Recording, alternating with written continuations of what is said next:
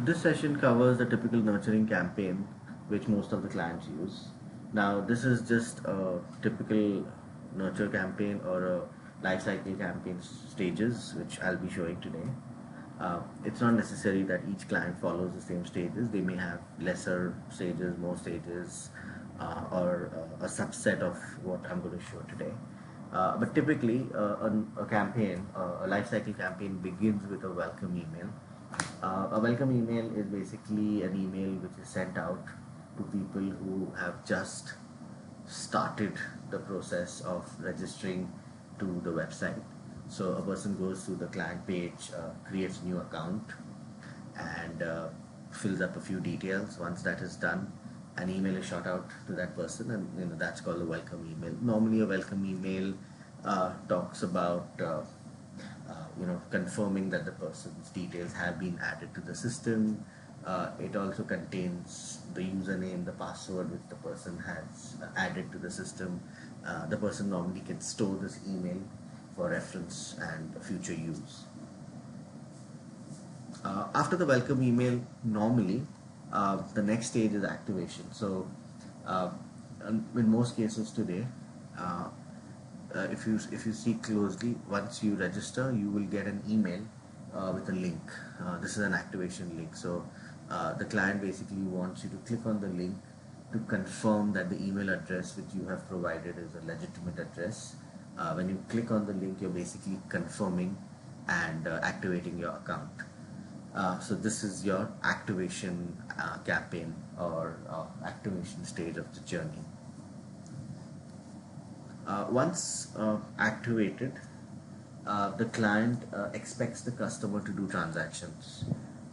In order to motivate the customer, sorry, to do transactions, there could be a stage where you're sending ahead emails having incentive coupons, specific personalized coupons, so that the person gets enticed to use those coupons and purchase something from the website. So that's the third stage, which is the transactional or the coupon stage. The fourth stage is churn prevention. Now, the churn stage is one of the stages where we don't want our customers to sit in.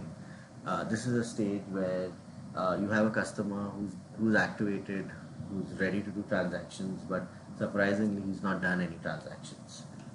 You may have even sent some coupons to incentivize him and to entice him to purchase stuff, but he's still not done any transactions, and slowly that person is going to now get into the churn stage.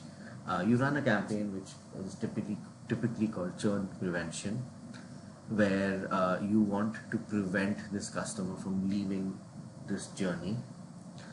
Again, this campaign is a mix of educational, where you're talking about what you can do, how you can do it. So you're going to give some specific links so the customer can click on the links and get directed directly to the relevant pages on the web page. Some of these churn prevention campaigns will also have incentive coupons to even entice the customer to do some purchases.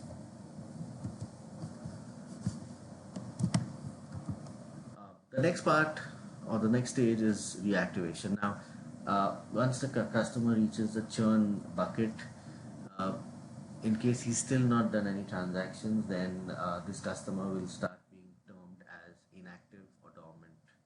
Uh, Now, this is a stage where, in fact, this is like the last stage. Once the customer is inactive, uh, it's actually going to be considered as a lost cause, because before he reaches the inactive stage, you have done a lot.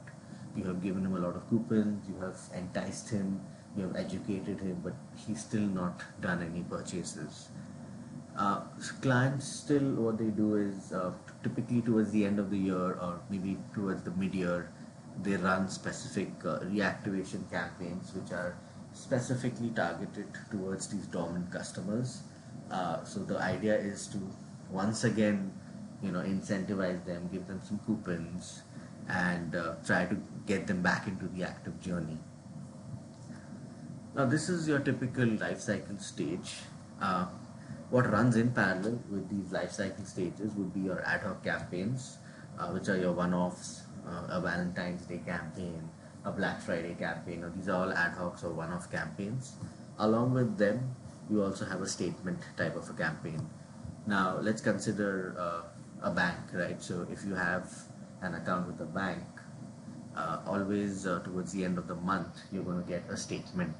Now, this statement talks about your credits, your debits, your total amount in your account, your loans, your credit card statement. So everything gets a part in that statement which comes to you. Now, along with the statement information, this campaign is you can even use it for marketing and promotions. You can have merchant offers. You can promote your products. You can promote your services using these statement type of campaigns. Another very famous campaign is your newsletter. Now, a newsletter is again normally runs every month or maybe every quarter. It's talking about updates to customers regarding new services, new offerings, new products. If you've tied up with some merchants, then the new tie-ups, the new merchant offerings, all that goes in the newsletter type of campaigns. So this session covered your typical journeys and the nurturing campaigns which are out there in the market. Thank you so much.